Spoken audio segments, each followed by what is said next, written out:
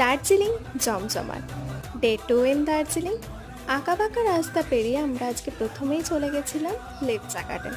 যদি আমি ভুল না হই তো এটা লেপচা গার্ডেনই ছিল।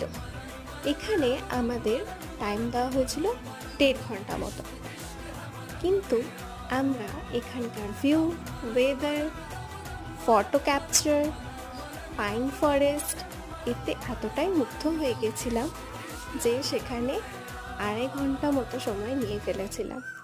আর তারপর ড্রাইভার দাদাদের সে কি বকুনি। Hi guys, welcome back to my channel. আমি মৌ।